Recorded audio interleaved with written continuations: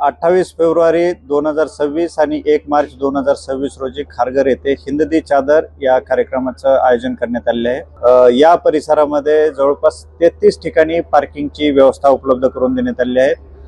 प्रत्येक पार्किंगच्या ठिकाणी पिकअप आणि ड्रॉप सुविधा उपलब्ध करून देण्यात आली आहे। म्हणजे ज्या ठिकाणी पार्किंग मध्ये आपण वाहन लावाल तिथून कार्यक्रमाच्या ठिकाणी पोहोचण्यासाठी मोफत पिकअप आणि ड्रॉपची सोय करण्यात आली आहे। त्याचबरोबर या ठिकाणी येणारे ओला, उबर आणि टॅक्सी यांच्यासाठी सुद्धा पिकअप आणि ड्रॉपची सोय उपलब्ध करून देण्यात आली आहे।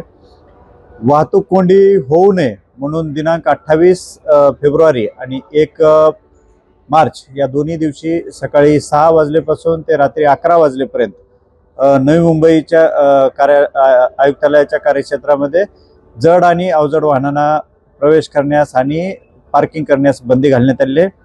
त्याचबरोबर खारघरमध्ये सुद्धा वाहतूक कोंडी होऊ नये म्हणून काही ठिकाणी रस्ते पर्यायी रस्ते निर्माण केले आहेत आणि काही रस्त्यावरती वाहतूक प्रतिबंधित करण्यात आलेली आहे। या कार्यक्रमाच्या अनुषंगाने येणाऱ्या भाविकांना आणि नागरिकांना कुठल्याही प्रकारचा त्रास होऊ नये म्हणून वाहतूक शाखेकडून 1 DCP, 1 ACP, 20 अधिकारी आणि 500 अंमलदार सोबत त्यांच्या 500 वॉर्डन नेमण्यात आलेले आहेत, ज्यामुळे वाहतूक जी आहे ती सुव्यवस्थित राखण्यासाठी मदत होईल। काही ठिकाणी वाहनं बंद पडण्याचा सुद्धा संभावना लक्षात घेता पुरेशा प्रमाणात क्रेन्स जे आहेत ते क्रेन्स इथं डिप्लॉय करण्यात आलेले आहेत। टोईंग व्हेकल्स या ठिकाणी उपलब्ध करून देण्यात आलेले आहेत। सर्व पार्किंगच्या वाहनतळाकडे जाणाऱ्या रस्त्यावरती आणि कार्यक्रमाच्या ठिकाणी येणाऱ्या रस्त्यावरती सर्वत्र सायनेजेस लावण्यात आलेले आहेत। पार्किंगला कलर कोडिंग करण्यात आलेली आहे। ज्याप्रमाणे जळगाव, नाशिक, धुळे, ठाणे या भागातून येणाऱ्या वाहनांसाठी RF सिग्नल कडून एंट्री देण्यात आलेली आहे आणि त्यांनाच RF सिग्नलच्या आजूबाजूच्या परिसरामध्ये म्हणजे अमनदूत मेट्रो स्टेशन असेल या एरियामध्ये जवळपास वेगवेगळ्या ठिकाणी सर्वच प्रकारच्या वाहनासाठी व्यवस्था तिथं करण्यात आलेली आहे।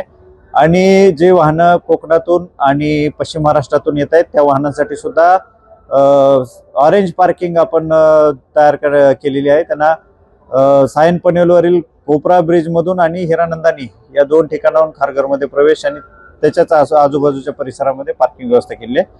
जे नागरिक आणि भाविक याच्यातून येत आहेत मुंबईकडून तर त्यांच्यासाठी सुद्धा पिंक पार्किंगची व्यवस्था करण्यात आलेली आहे। एकूणच या कार्यक्रमाच्या ठिकाणी पोहोचण्यासाठी सर्व प्रकारची वाहतूक व्यवस्था अबाधित राहील यासाठी उपाययोजना करण्यात आलेल्या आहेत।